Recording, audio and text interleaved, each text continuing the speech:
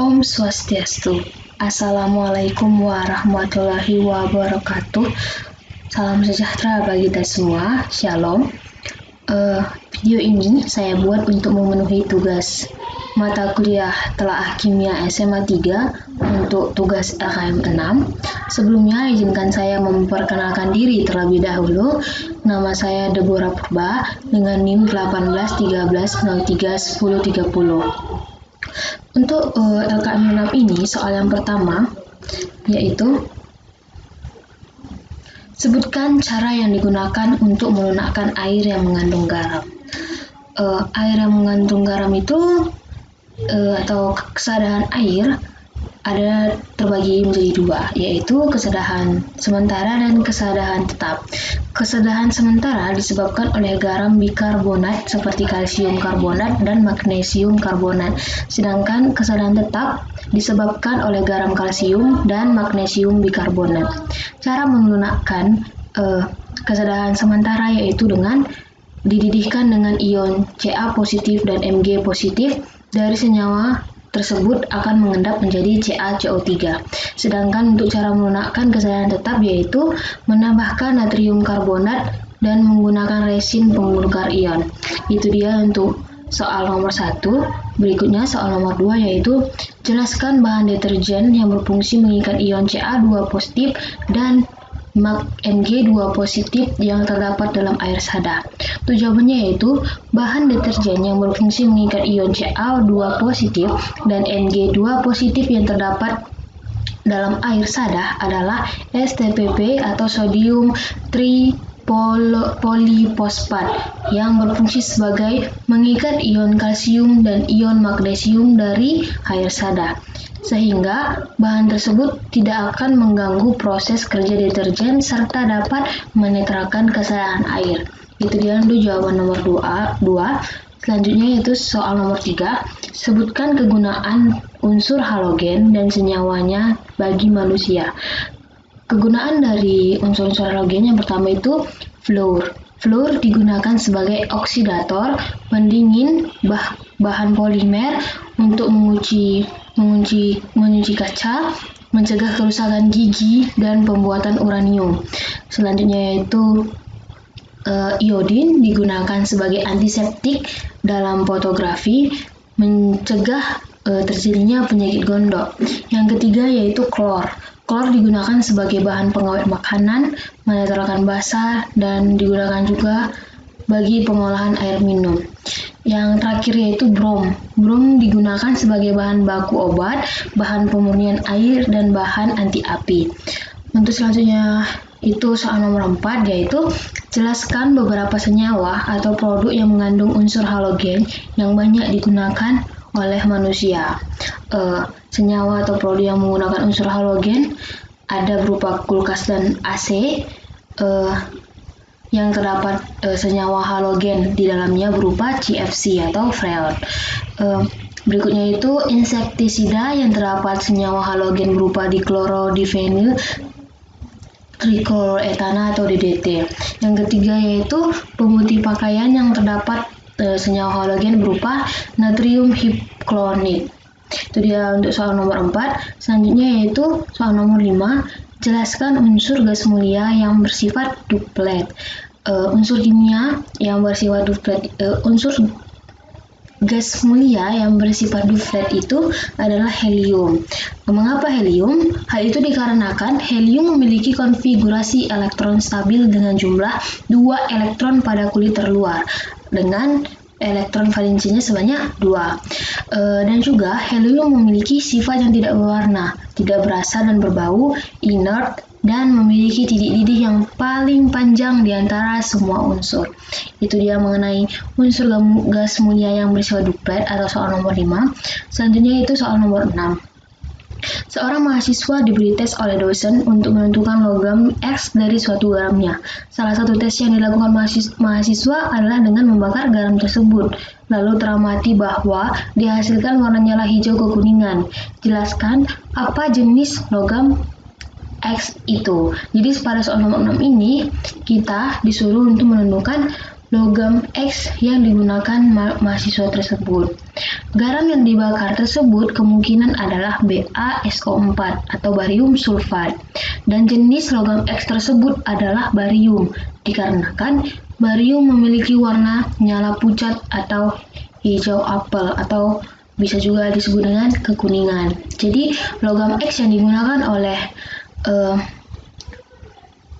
mahasiswa tersebut yaitu barium. Itu dia untuk soal nomor 6. Selanjutnya itu soal nomor 7. Jika Zn2 positif ditambahkan beberapa tetes natrium di hidroksida, maka akan menghasilkan endapan putih.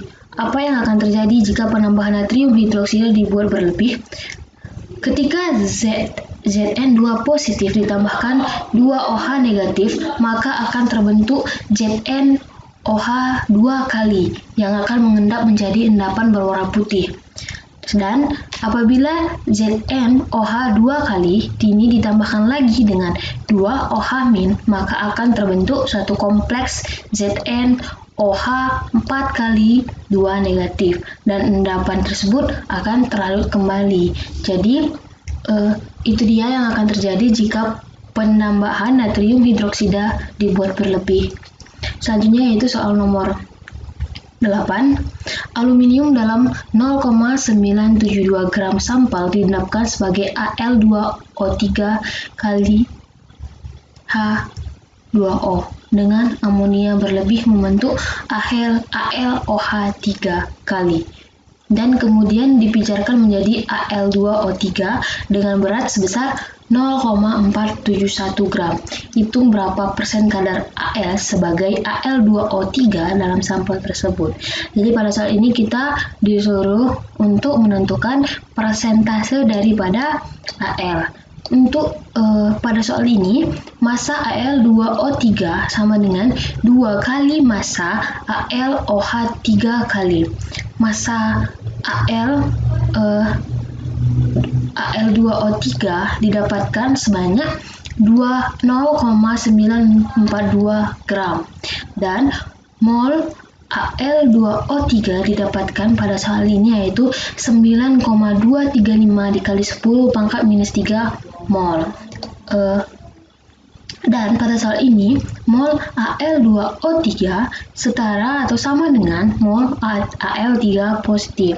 Jadi, mol Al3 positif sama seperti mol Al2O3 sebesar 9,235 dikali 10 pangkat minus 3 mol. Berikutnya itu massa daripada Al ini sebanyak 0,249345 gram. Jadi untuk menentukan persen AL-nya digunakan rumus itu dikali 100%. Jadi persen AL didapatkan daripada soal ini yaitu sebanyak 25,65%. Itu dia untuk jawaban nomor 8. Selanjutnya itu soal nomor 9. Kemudian dari 0,327 gram sampel ZnOH 2 kali ditentukan dengan cara titrasi dengan larutan standar HCl memerlukan 36,2 ml. Larutan HCl distandarisasi dengan pengendapan AgCl dalam 25 ml. Cuplikan dan penimbangan diperoleh bahwa AgCl itu sebanyak 0,496 gram.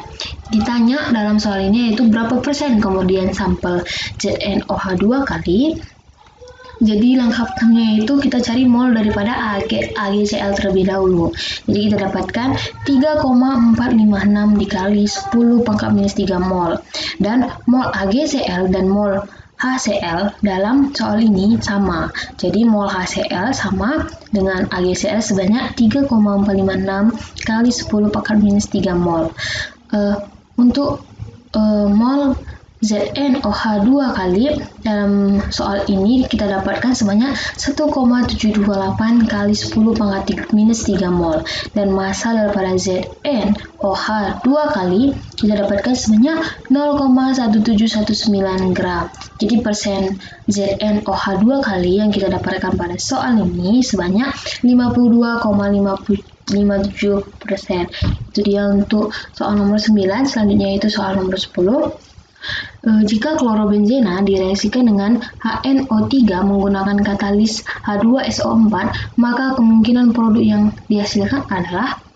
Jadi dari soal ini, kemungkinan produk yang akan dihasilkan oleh nitroklorobenzena dan atau 2 nitroklorobenzena dan 4 nitroklorobenzena, yaitu yang mana apabila klorobenzena direaksi dengan HNO3 menggunakan katalis H2SO4, maka akan terjadi reaksi substitusi kedua dengan gugus Cl pada klorobenzena yang mengarahkan orto atau paramagnetik. Jadi ya untuk jawaban soal nomor 10.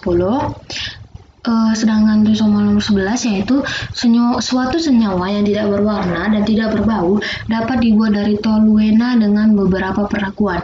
Salah satu tumbuhan yang di dalamnya terdapat senyawa ini adalah bunga melati. Sebutkan jenis senyawa tersebut bila di hasil analisis menggunakan spektroskopi IR dari senyawa tersebut sebagai berikut. Jadi hasil analisisnya itu dapat kita lihat pada gambar yang sudah tersedia, dan dari gambar ini dapat kita ketahui bahwa jenis senyawa tersebut yaitu benzil alkohol. Jadi itu jawaban nomor 11. Selanjutnya yaitu soal nomor 12. Aluminium adalah logam yang memiliki kadar paling banyak di kerak bumi. Terdapat sebagai senyawa bauksit atau Al2O3. Dalam skala industri, jelaskan metode untuk mendapatkan logam aluminium dari biji bauksit. Jadi, metodenya itu yang digunakan yaitu proses Hall-Héroult yang merupakan proses peluburan alumina menjadi aluminium murni. Pada proses ini terjadi elektrolisis di mana bauksit ditempatkan dalam tangki baja yang dilapisi karbon dan berfungsi sebagai katode, dan anode berupa batang-batang karbon yang dicelupkan dalam campuran.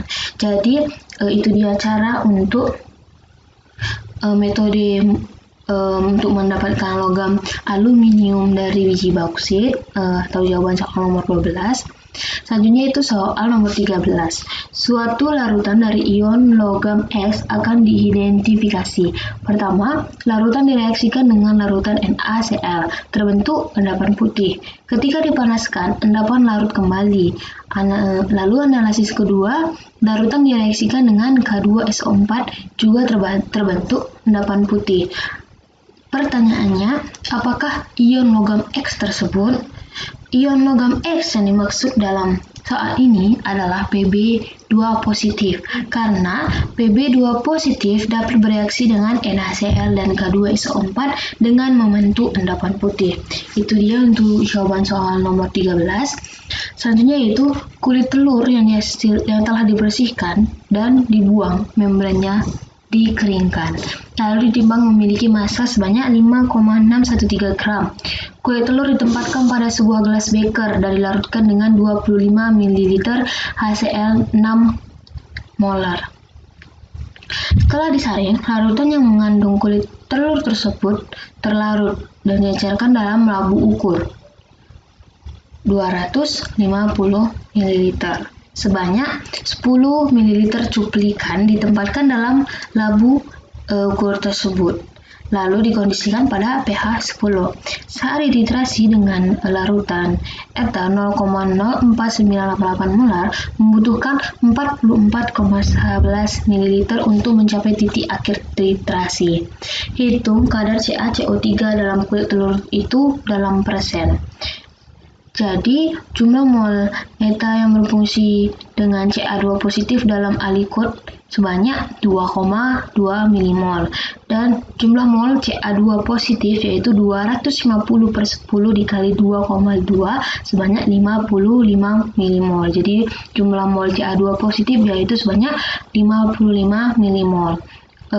Sedangkan untuk mol daripada CaCO3 sama dengan mol Ca2 positif atau sebanyak 55 milimol atau sebanyak 0,055 mol.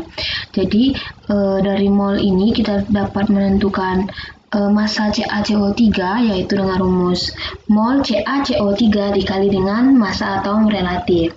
Jadi massa yang didapatkan yaitu 5,5 gram. Dari massa dan jumlah mol ini didapatkan persen Ca dalam titrasi ini atau kadar CaCO3 dalam soal ini sebanyak 97,98%. Itu dia untuk jawaban nomor 14. Selanjutnya itu soal nomor 15. Tuliskan reaksi yang terjadi jika logam natrium dimasukkan ke dalam air. Reaksi yang terjadi yaitu 2Na dalam keadaan solid ditambah 2H2O menjadi 2NaOH dalam keadaan aqueous ditambah H2 dalam keadaan gas. Reaksi logam natrium dengan air tergolong reaksi eksotrom atau melepaskan panas yang menghasilkan gas H2. Yang mana panas yang dihasilkan dalam reaksi ini cukup untuk membuat gas H2 terbakar secara spontan hingga membuat ledakan. Jadi itu dia untuk reaksi yang terjadi jika logam natrium dimasukkan ke dalam air. Jadi itu dia untuk pembahasan LKM 6 telah kimia SMA 3. Mohon maaf jika ada kesalahan kata. Akhir kata saya ucapkan Om Santi Santi Santi Om. Wassalamualaikum warahmatullahi wabarakatuh. Salam sejahtera bagi kita semua. Shalom.